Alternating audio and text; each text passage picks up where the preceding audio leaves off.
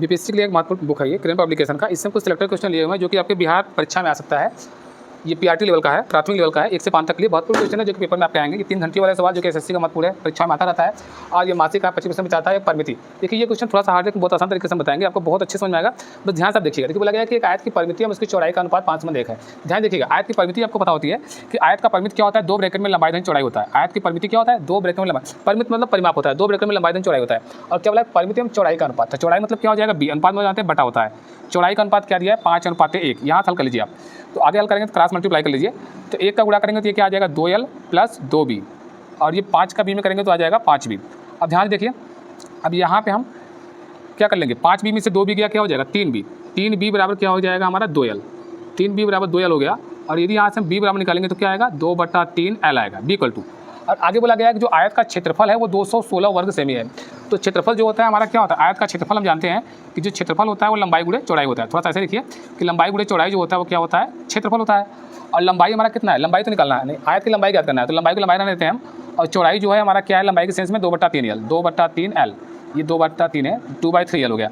और क्षेत्रफल कितना दिया है, 1 का मान दिया है, क्षेत्रफल 216।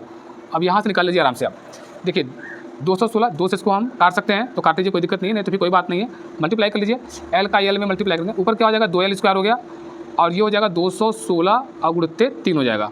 और यहाँ से हम l² करेंगे, हम l² निकालेंगे यहाँ से, तो l² हो जाएगा हमारा 216 गुणित 3 और बटे में 2, 2 से काटेंगे 216 कितना आएगा, 216 का आधा 108 होगा, और 108 त्रिज्या कर लीजिए, l² = 108 गुणित 3, 3 8 24 का 4 हासिल आया 2, 3 0 0 2 और 3 1 3 324। अब l का मान निकालेंगे, तो l का मान निकालेंगे तो कितना हो जाएगा, √324, मतलब 324 जो होगा वो किसका स्क्वायर रूट होगा। देखिए 400 होता तो 20 का होता, 12 × 144 होता है, 16 का होगा नहीं, 18 का ही होगा, 18, क्योंकि 400 तो है नहीं, तो 20 हम 400 कुछ कम, 20 से कम कुछ 18, 16 ज़्यादा पीछे हो जाएगा, 18 ही आएगा। ऐसे कर सकते हैं 8 8 64, लास्ट में 4 इसके आएगा, 6 4 36 इसका निकालेंगे तो हमारा लास्ट में 6 आएगा, 8 8 64 4 इसमें आएगा, 2 2 4 4 इसमें आएगा, 12 × 144 ये होगा नहीं, इसलिए 18 18 324 होगा, इसको आप चेक कर सकते हैं। तो हमारा जो लंबाई पूछा गया कितना आ जाएगा, 18 हमारा आंसर आ जाएगा। अपनी आय का 25% बचाता है, यदि वो प्रति माह 3000 रुपये की बचत करता है तो उसकी मासिक आय कितनी है। देखिए एक व्यक्ति जो है अपनी आय का 25% बचाता है, यदि वो प्रति माह 3000 रुपये की बचत करता है तो उसकी मासिक आय कितनी है। देखो 25% का जो मान दे दिया है, मान लो मासिक आय x है, अब इसका 25% बचाता है, x का कितना बचाता है 25%, 25/100, इसको 1/4 कर सकते हैं। 25% की संख्या क्या होता है, 1/4 होता है, तो डायरेक्ट अब बचाता कितना है 3000 रुपये। अब बस इसी x का वैल्यू पूछा गया है, इसी x का वैल्यू पूछा गया, 25 चौका 100 हो गया और 4 3 क्या हो जाएगा 12, तो यहाँ से फाइनल आंसर हमारा क्या आएगा, x = कितना आ जाएगा 12 पे कितने 0 3 0, तो ये हमारा आंसर हो जाएगा। एक व्यक्ति है जो अपनी मासिक आय का 25% बचाता है, अब मासिक आय मान लेते हैं x है, उसका 25% बचाता है ना, 25/100 हो गया, अब रहा बचाता कितना 3000 है, तो जो x का वैल्यू आएगा वही तो उसका पूरा वेतन है। थोड़ा सा इसको हम ऊपर कर लेते हैं, फिर आपको अच्छे दिखाई देगा। इस सवाल को हम आपको थोड़े में बता देंगे, यहाँ बता देंगे, आपको क्लियर हो जाएगा, कोई दिक्कत नहीं होगा, सवाल सिंपल है, आपको समझ में आ जाएगा, इतने में समझ में आएगा, वो 100% अच्छे समझ में आएगा। घंटी वाला सवाल, देखिए 3 घंटियाँ हैं जो कि 12 15 18 मिनट का अंतराल बचती है। जो घंटियाँ हैं वो बताया गया कि 12 15 और 18 मिनट के अंतराल पर बचती हैं, एक साथ बचती है, और पुनः वे कितने समय के बाद एक साथ बजेंगी।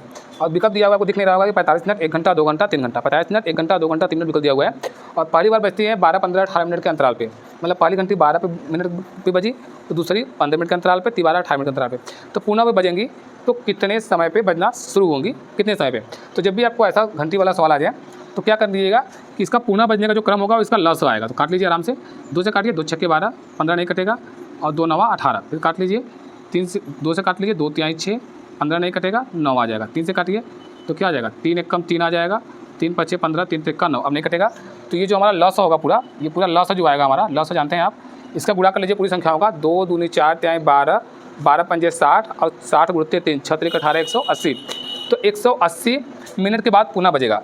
तो 180 मिनट आप जानते हैं कितने घंटे होगा, 60 से भाग कर लेंगे तो 6 3 18 3 घंटा आएगा, अर्थात दोबारा जो घंटी बजेगा वो 3 घंटे के बाद बजना चालू होगा। आपको अच्छा लगा होगा सेशन, हमें आशा है। धन्यवाद।